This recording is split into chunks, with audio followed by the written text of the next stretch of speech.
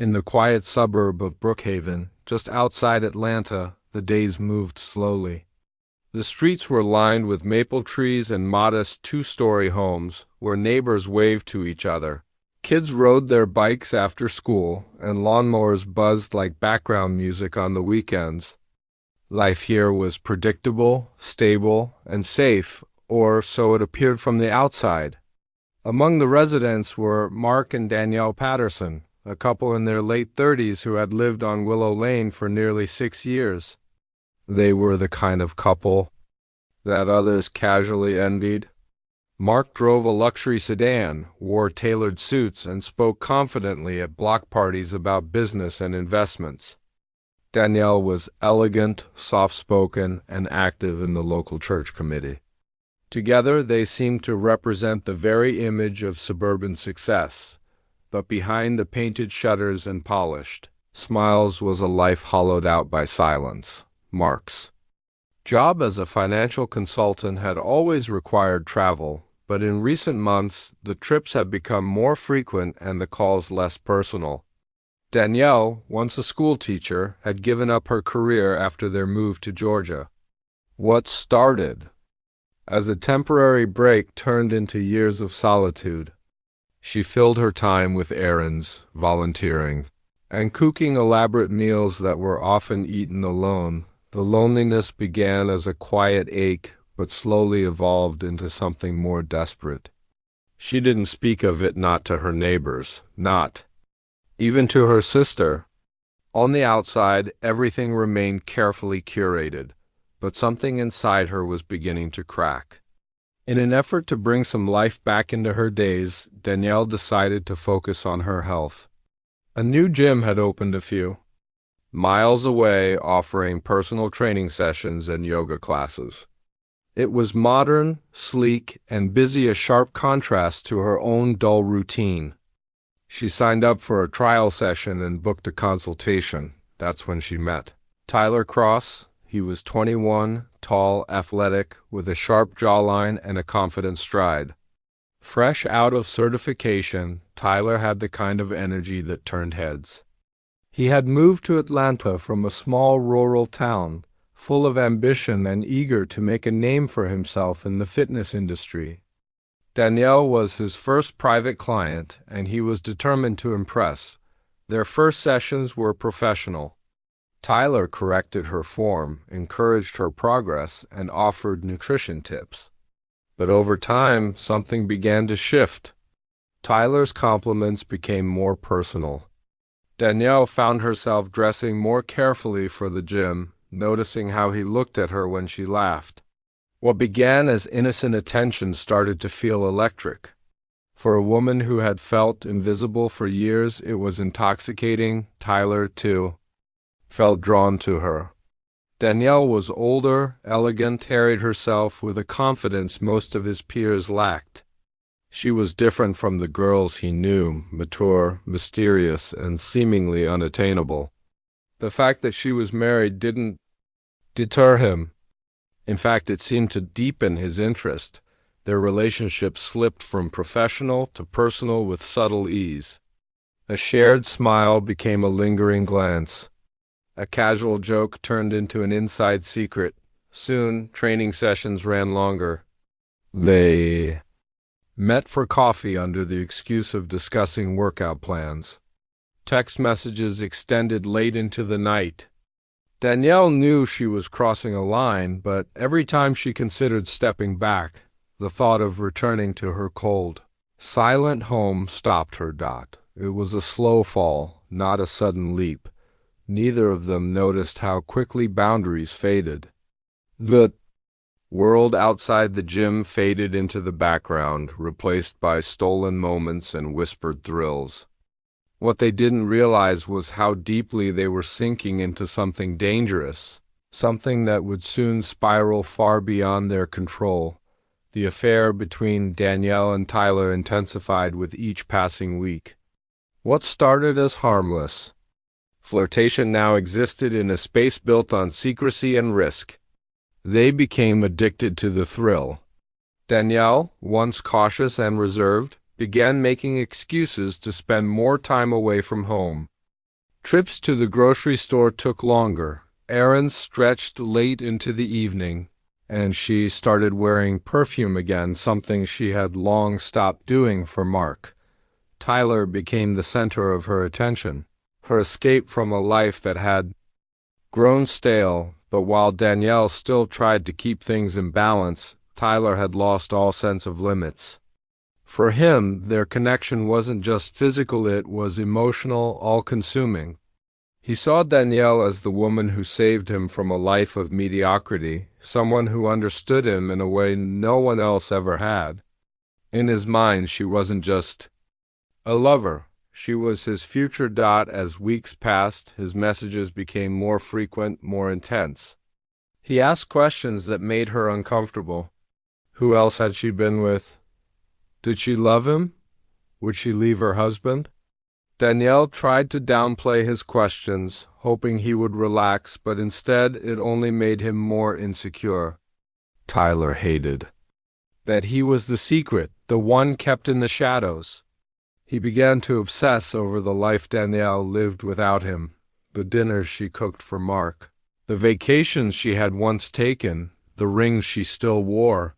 He started driving past her house at night, parking his car a few blocks away to watch the windows from a distance. He memorized the pattern of lights turning off, the sound of her garage opening, even the time Mark usually returned from his trips. Tyler never confronted her about this surveillance, but it fed his imagination. He convinced himself that Danielle was trapped in an unhappy marriage, too afraid to leave. He believed she needed a push or reason to break free. Danielle, meanwhile, began to sense something was wrong. Tyler's compliments had turned into questions. His excitement had turned into possession. She found herself checking her rearview mirror more often, feeling watched. Once, she caught him waiting outside the yoga studio even though they hadn't scheduled a session. Another time, he showed up at a restaurant where she was having lunch with a friend. He claimed it was coincidence, but the look in his eyes said otherwise. Trying to regain control, Danielle told him they needed to pause. She said things were getting too intense, that her husband was beginning to suspect. Tyler didn't argue. He simply nodded and walked away. But that silence was more disturbing than any outburst. He didn't try to win her back. He didn't beg. He just vanished from her phone, from the gym, from sight. For a few days, Danielle felt relief. Maybe he understood. Maybe he had finally moved on. But what she didn't realize was that Tyler wasn't letting go. He was planning. His social media accounts went quiet. He stopped attending his other sessions. His apartment complex manager noted that Tyler began coming and going at strange hours, always with a duffel bag in hand. He became increasingly reclusive, spending hours inside with the blinds closed. What no one knew was that he was documenting everything, printing photos, saving texts, even creating a twisted timeline of their relationship. In his mind, Danielle hadn't ended the affair. She had betrayed him, and Tyler didn't handle betrayal well. What had started as love had twisted into something darker. Possession, obsession, control, and he was ready to do whatever it took to make sure she never belonged to anyone else. Again, on a rainy Thursday afternoon, Danielle never returned home. Her car was still parked in the driveway, her purse sat on the kitchen counter, and her phone buzzed on silent with missed calls from her husband. Mark had been out of town for a business conference and expected to come home to dinner and the usual quiet evening. Instead, he stepped into a house that felt frozen in time, doors locked, lights dim, but no sign of Danielle. At first, he thought she may have stepped out, maybe gone for a walk or met a friend. But as hours passed with no contact, his concern turned into panic. He reported her missing later that evening. Police arrived quickly but found no immediate evidence of foul play. There were no signs of forced entry, no broken windows, no indication of a struggle. The kitchen appeared tidy, Her shoes were neatly by the door. The only unusual thing was that her phone and purse had been left behind. That, officers said, was not normal behavior. The search began immediately. Officers canvassed the neighborhood, asked neighbors, and checked security cameras on nearby homes. One camera captured Danielle returning home the night before, alone, parking her car and entering the house. After that, there were no signs of her leaving again. No vehicles were seen pulling into the driveway. No one knocked on the door. It was as if she had vanished into thin air. As police dug into her personal life, the image of a perfect marriage began to unravel. Detectives discovered that Danielle had been frequenting a gym across town 3 to 4 times a week. Security footage from the gym confirmed she had a regular trainer, Tyler Cross. He hadn't been mentioned in Mark's report or in any family interviews. That raised questions. Detectives went to speak with Tyler the next morning. He answered the door casually, not appearing alarmed or nervous. He admitted that he and Danielle had trained together but claimed they hadn't seen each other in over a week. He said she had canceled their last 2 sessions. When asked if their relationship had ever turned personal, Tyler shook his head and insisted it was strictly professional, but inconsistencies quickly emerged.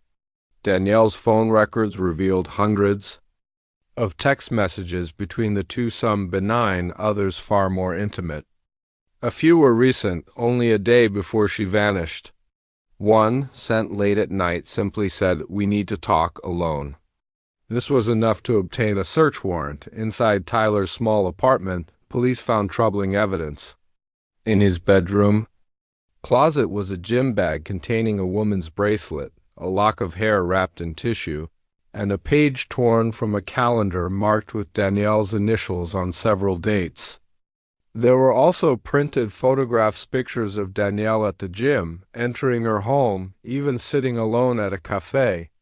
One photo was taken from what looked like the inside of a car parked across the street from her house. Still, there was no blood, no body, nothing to legally tie him to her disappearance. Tyler was brought in for further questioning. He remained calm, even smug, repeating that he had nothing to do with whatever happened to Danielle. Detectives began surveillance. Tyler's routines became erratic. He took long drives in the middle of the night. He was seen visiting isolated trails and riverbanks outside the city. It was clear he was trying to hide something, but no one knew what or where. Then, 3 days after Danielle's disappearance, a jogger along the Chattahoochee River made a grisly discovery: an abandoned tarp buried under brush, soaked from rain, with the outline of something human inside. Police were called. The body was found wrapped in layers of plastic and cloth, severely decomposed but still wearing a gold necklace with a tiny heart-shaped pendant. Dental records confirmed what everyone feared: Danielle Patterson had been found. And the nightmare had only just begun. The discovery of Danielle Patterson's body sent shockwaves through the Brookhaven community. The riverbank where she was found had once been a peaceful trail for joggers and dog walkers, but now it was a crime scene swarmed by flashing lights and yellow tape. Forensic teams worked through the rain and mud, carefully collecting evidence from the surrounding area. The tarp she was wrapped in was common, the kind sold at local hardware stores. Duct tape had been used to bind her wrists, and her body bore signs of blunt force trauma to the head. The coroner estimated that she had been killed within hours of her last known contact, back at the police station. Detectives intensified their focus on Tyler Cross. His name was already at the center of the investigation. And now that Danielle had been found murdered, his previous calm demeanor was starting to unravel under pressure. Officers searched his car a second time, this time using luminol and forensic tools. What they uncovered was chilling: traces of Blood were found beneath the rear passenger seat, small amounts, almost invisible to the naked eye, but enough to be tested. The blood matched Danielle's DNA in the trunk. Forensic specialists found tiny fibers consistent with the tarp used to wrap her body. And lodged between the floor mats was a single earring, later confirmed to be part of a set Danielle often wore. The pieces were falling into place. When confronted with the evidence, Tyler still refused to admit to murder. He claimed he had picked Danielle up for a private conversation the night she disappeared. According to him, they had driven around, talked about their relationship, and she had asked him to leave her alone. He insisted he had dropped her off near her house and never saw her again, but investigators weren't buying it. His phone GPS told a different story. Location data revealed that Tyler had driven his car to a remote stretch of the Chattahoochee River in the early hours of the morning, the exact place where Danielle's body was later discovered. He had remained there for nearly 45 minutes before returning home.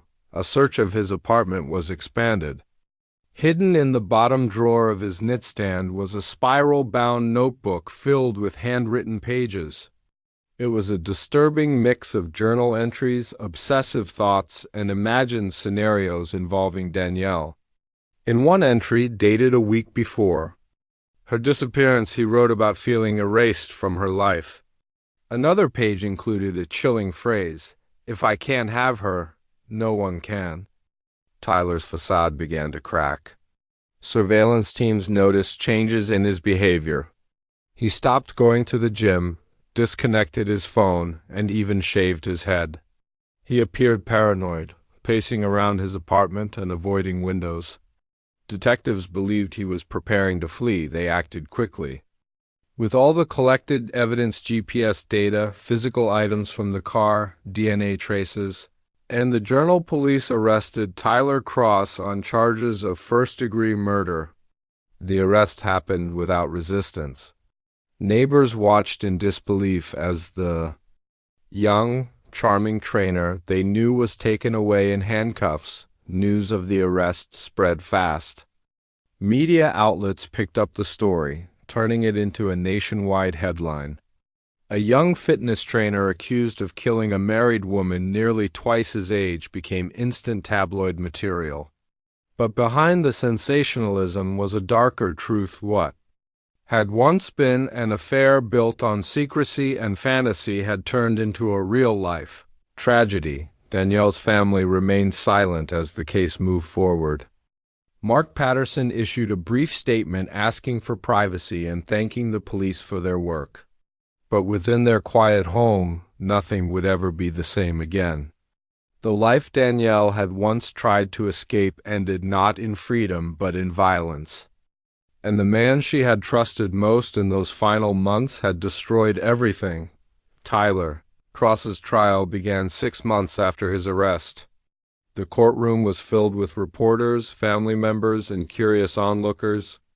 Everyone wanted to hear how a 21-year-old gym instructor had gone from personal trainer to convicted killer. The prosecution built a meticulous case. They presented phone records, surveillance footage, forensic evidence, and journal entries.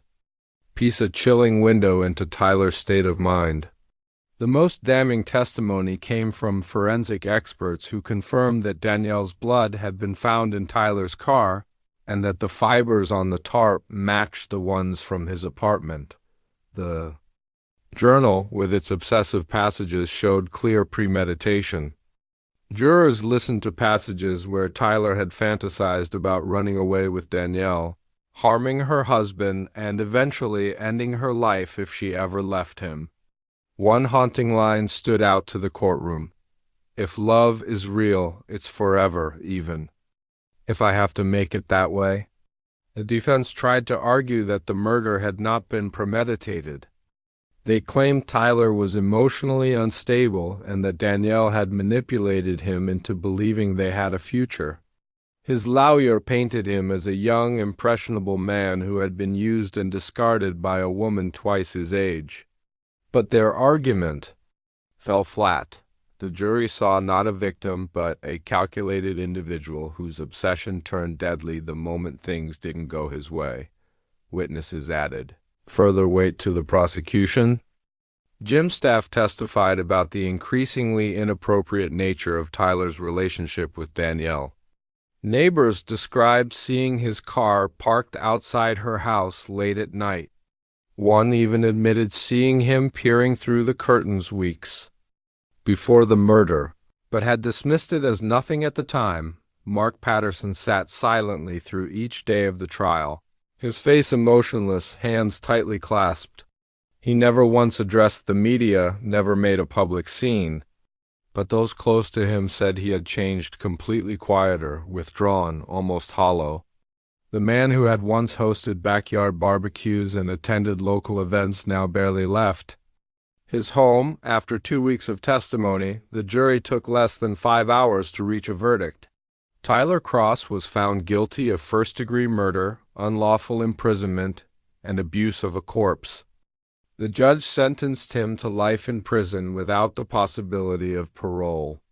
As the sentence was read, Tyler remained still, his face pale, his eyes staring blankly ahead. There was no apology, no reaction, no sign of remorse. The community of Brookhaven was left shaken. The idea that such violence could bloom from something as ordinary as a gym membership made many question what lay beneath the surface of everyday lives. Memorials were held in Danielle's honor. Her former students wrote messages of remembrance. Church members shared memories of her kindness and warmth.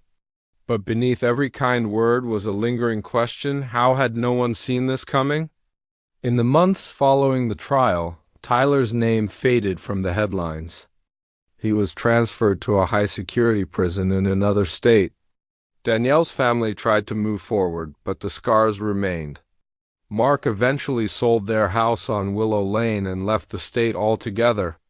The home, once full of carefully arranged furniture and soft light, now stood empty, a painful reminder of all that had been lost. What began as a search for connection ended in a brutal tragedy. A secret affair, born in loneliness and fueled by obsession, had unraveled 2 lives and left an entire community reeling. And in the end, the love story that Danielle thought was an escape became the very thing that destroyed her.